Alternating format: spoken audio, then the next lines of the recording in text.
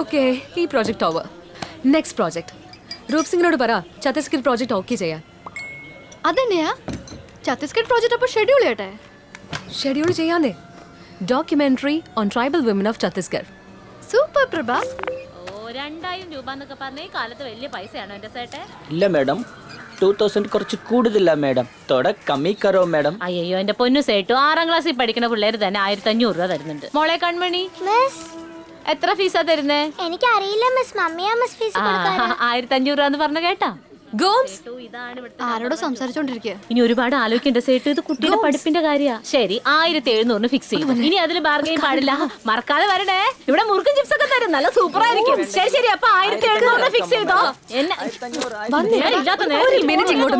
പറ്റൂല പ്രഭ, ഞാൻ പറഞ്ഞേക്കാം. റാണിയെ കിട്ടി. പോയി രാജാവിനെ കൂടി കണ്ടുപിടിക്കാം. റാണി അമൃതകുമാരിയെ കിട്ടീന്ന്. അയ്യോ അയ്യോ, അപ്പോഴത്തെ പോലെ തന്നെ ഇരിക്കണേ. അത് തന്നെ ഉണ്ട്, കൊണ്ടോ അതുപോലെ തന്നെ. നല്ല ഡാൻസറാ, സൂപ്പർ ആയിട്ട് വിളിക്കും. എനിക്ക് സന്തോഷം. നമ്പർ ചോദിക്കാം. കിട്ടുവോ? നമുക്ക് ചോദിക്കാം. പിതാവിനും പുത്രനും പരിശുദ്ധാത്മാവിനും സ്തുതി. ആമേൻ. എക്സ്ക്യൂസ് മീ സിസ്റ്റർ, ലേറ്റ് ആയിട്ട് വരുമോ? ലേറ്റ് ആയിട്ട് വരുമോ? കാരണം പറയരുത്, കാരണം പറയരുത്. പോയിക്കോ. ഹേ റാണി, സുബ കരഞ്ഞോണ്ടിരിക്കുന്നു. ഗോമ നിന്നോട് വരാൻ പറഞ്ഞു. എന്താ കാര്യം? ഇങ്ങോട്ട് വാ, ഇങ്ങോട്ട് വാ. അവളുടെ വീട്ടുകാര് അവൾക്ക് കല്യാണം നോക്കിണ്ടത്രേ. വലിയ ആൾക്കാരാ, ജന്മികളെ പോലും. അതും അവരുടെ ആൾക്കാർ തന്നെ അത്രേ. അപ്പൊ പിന്നെന്താ, അവൾക്ക് കല്യാണം കഴിച്ചൂടെ? അതെ, അവളുടെ ഒരു ഭാഗ്യേ. നമ്മുടെ കാര്യം നോക്ക്, ഈ ഉണക്കക്കടലിൽ നിന്ന് ഇവിടെ ജീവിക്കേണ്ടത്. അവിടെ എന്തോ നാടി പെറുപിറുക്കുന്നേ? സിസ്റ്റർ, അവിടെ റൂമിൽ എലി കയറിയെന്ന് ഞാൻ പോയി നോക്കിട്ട് പറ്റേ സിസ്റ്റർ? നോക്ക്. ഏയ് എന്താടി? വന്നോ നീ? റാണി ഇവിടെ നോക്കടി, ഇവിടെ ഭയങ്കര കരച്ചില. ചത്ത് കളയുന്ന പറയുന്ന. എടി താഴെ ഇറങ്ങ്.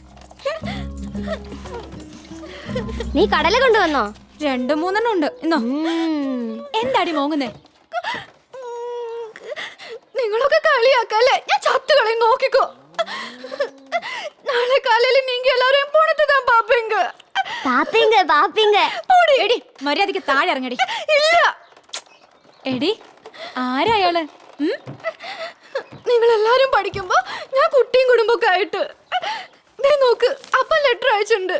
ആനക്കട്ടിയിലെ വലിയ ജന്മയാത്ര, വരദക്ഷിണയായിട്ട് 10,000 രൂപ മതി, കെട്ടിക്കോന്ന്. അതിനെവിടെ ഇവിടെ തമിഴന്മാരുള്ളത്? അത് എനിക്കെങ്ങനെ അറിയാ? ലക്ഷ്മി ട്രേഡേഴ്സ്, അരിക്കച്ചോടാ. ലക്ഷ്മി ട്രേഡേഴ്സാ? നമ്മുടെ ഹോസ്റ്റലിലേക്ക് അവരാ അരി സപ്ലൈ ചെയ്യുന്നത്. വലിയ ആൾക്കാരാ. എടി നീ മിണ്ടാ നിൽക്കുന്നുണ്ടോ? അവസാനായിട്ട് ചോദിക്കാം, നീ കല്യാണം കഴിക്കുന്നോ ഇല്ലയോ? എടി കോമു, അവരുടെ ടെലിഫോൺ നമ്പർ വല്ലതും ഉണ്ടോ?